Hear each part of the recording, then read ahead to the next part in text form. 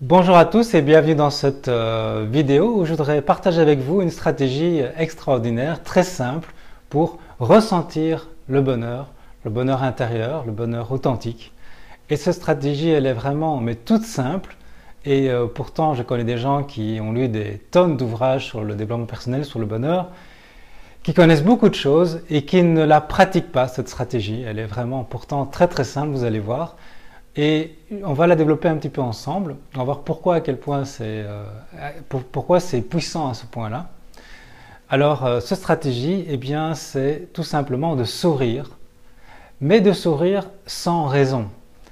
Parce que nous avons tendance à sourire parce que nous penserons à quelque chose de plaisant. Nous avons tendance à sourire parce que quelqu'un nous sourit ou une bonne nouvelle nous arrive ou vous avez devant vous des personnes qui sont agréables ou qui font quelque chose d'agréable pour vous.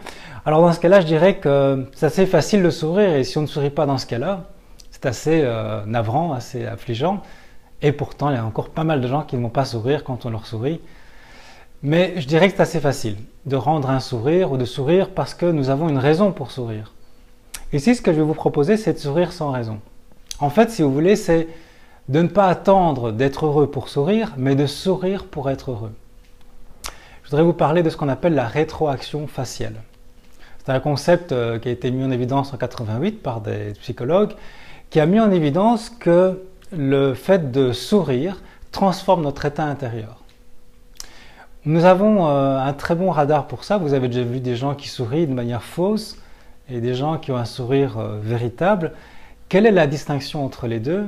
En général, quand on fait des expériences, on essaye avec des images de voir si les gens le perçoivent. Les gens le perçoivent très bien. On est tous naturellement très bons pour sentir si le sourire est véritable ou si c'est un faux sourire. C'est dans les yeux qu'on va le voir.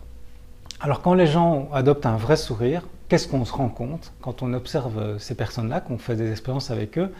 C'est qu'elles se sentent beaucoup mieux.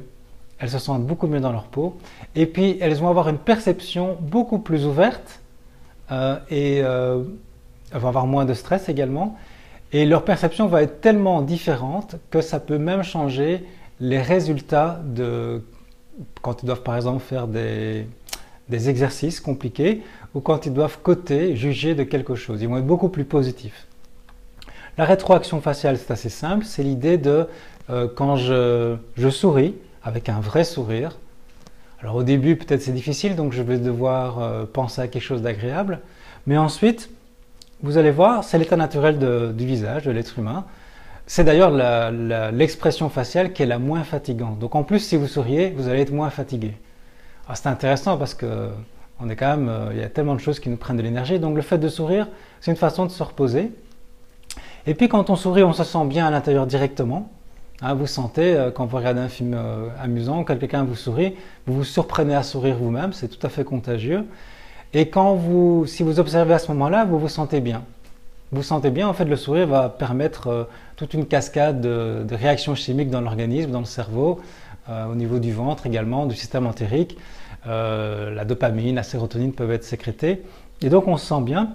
Et des expériences ont montré que quand les gens sont dans ce vrai sourire, eh bien, ils sont beaucoup plus ouverts dans leur jugement, ils ont un jugement beaucoup plus positif sur les choses et ils arrivent à résoudre des problèmes, que ce soit mathématiques ou d'autres, même soumis en situation de stress, de manière beaucoup plus aisée que les autres groupes, les groupes témoins.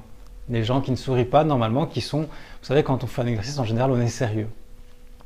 Et depuis tout petit, enfin moi je me souviens, quand je suis passé de l'enfance à l'adolescence, j'ai remarqué, et je me souviens de cette impression que j'avais, que quand on devient adolescent et quand on devient adulte, c'est comme si on était obligé d'être sérieux.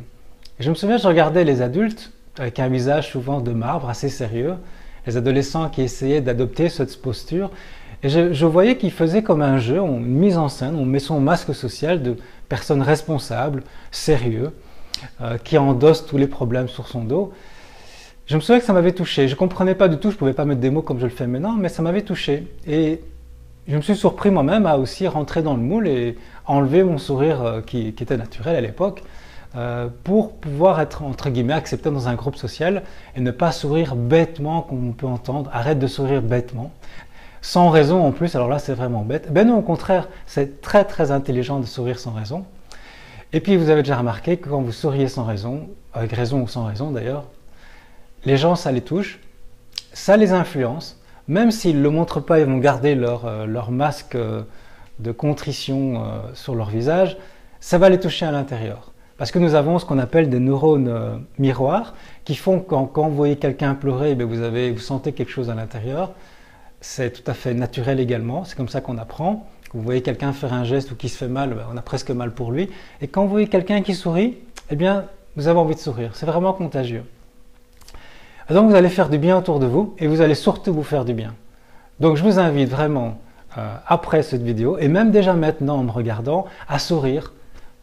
Pas bêtement, parce qu'il faut enlever le mot bête, sourire simplement, de manière enfantine, si vous voulez, espiègle, de sourire sans raison. Et le plus possible dans votre journée, à partir de maintenant. Alors les gens vont trouver ça rigolo peut-être, vont vous trouver bizarre, mais qu'importe, c'est ça qui est amusant d'ailleurs, c'est de provoquer le changement et de provoquer la réflexion chez les gens. Et puis surtout, ils vont se sentir bien de vous voir détendu. Puis ça va vous faire du bien pour votre santé parce que si on sécrète régulièrement des bonnes molécules, des bons neurotransmetteurs, eh bien on est en système nerveux parasympathique, on se détend, la digestion peut bien se faire, le sommeil peut mieux se faire. Et puis on pourrait dire beaucoup de choses sur le sourire. Vous savez, je pense que, comme je donne des formations dans la gestion des conflits, je pense qu'aussi le sourire, au niveau non-verbal, avant même de parler, le fait de sourire, pas forcément pour se moquer, mais juste un sourire simple, un sourire de bienveillance, peut énormément influencer la suite des conflits, de la résolution du conflit qu'il va y avoir. Voilà, ça a une influence énorme. Alors, c'est à vous.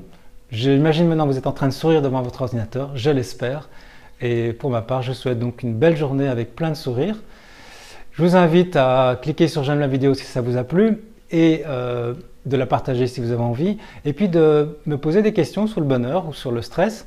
C'est avec grand plaisir si je peux y répondre que je le ferai, et soit en vidéo, soit en article. Bonne journée à vous.